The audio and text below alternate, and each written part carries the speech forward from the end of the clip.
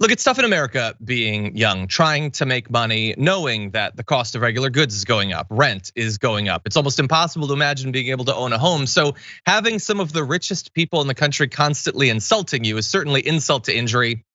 Let's add one more insult. It's coming from the co-founder initially of Home Depot, Bernie Marcus, who said, nobody works, nobody gives a damn anymore, and it's because of socialism, but not just because of socialism. He has a lot of explanations as to why all of you are lazy and don't work. He said, just give it to me, send me money. I don't want to work. I'm too lazy, I'm too fat, I'm too stupid. And he says that if he founded Home Depot today, it may not have been successful, I guess because the potential workers are too stupid, fat, and or lazy. I don't know what some of these would have to do with motivation to work. And I don't know where these rich people think young unemployed people are making all of this money from the government that they think exists but clearly doesn't.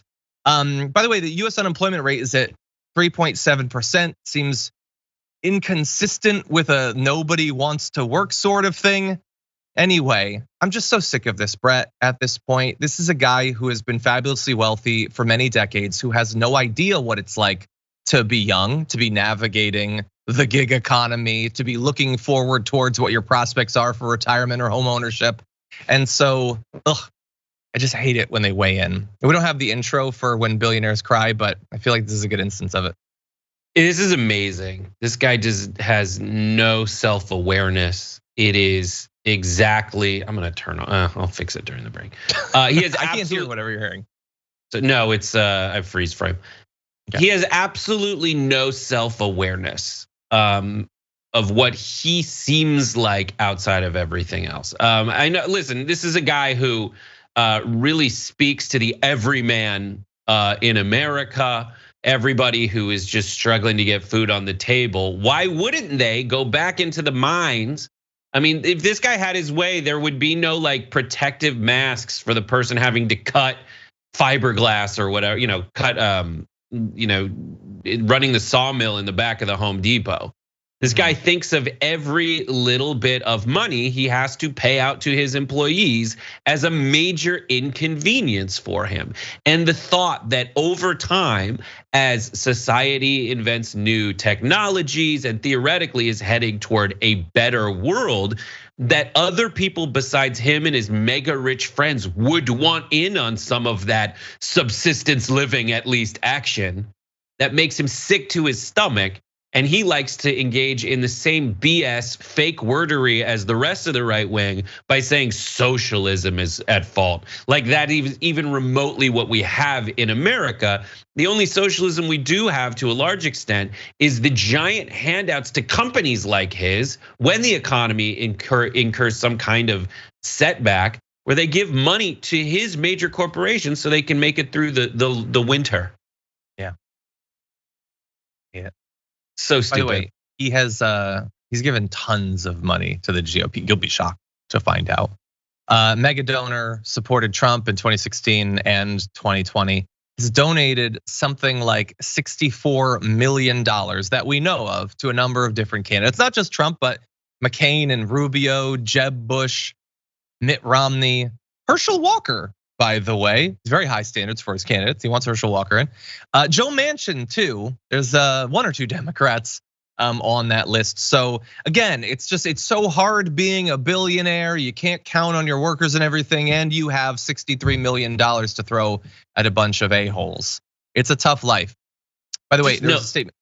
Just know this is his negotiating position. It takes a lot of the like hatred I have for him away from it when I'm like, this is just his negotiating position.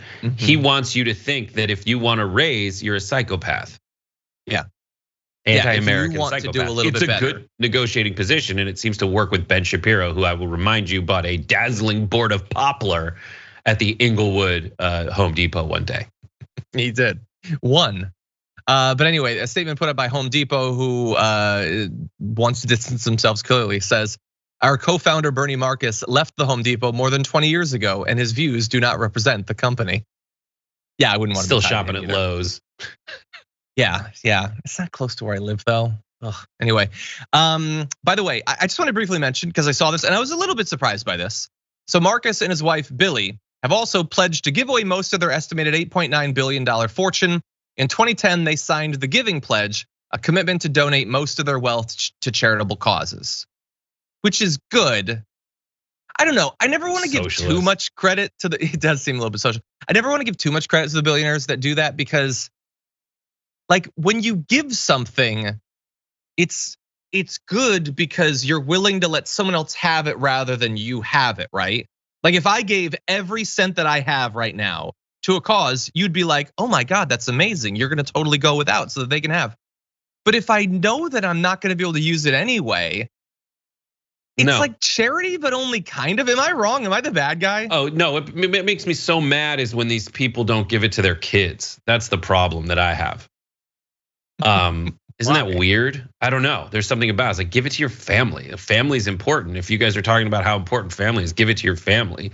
Don't just get, because, and the main point that I guess I do have to make is that I doubt that his charitable causes will actually benefit the planet. Like you can give it to a 501c3 that makes women look at their ultrasound before you give them the abortion services. You basically lied to them about you providing, which you'll never provide because you're not the kind of company who does that. You might give to a charitable organization that elects Republican judges and Republicans all over the place. Like that's just a classification. Doesn't mean it has any class. Yeah. Anyway, look, I think if you want a lot of credit, like give the money before you die. Give it like, and then live like a regular like middle class lifestyle or something for the last 15 years of your life. That's not actually the end of the world.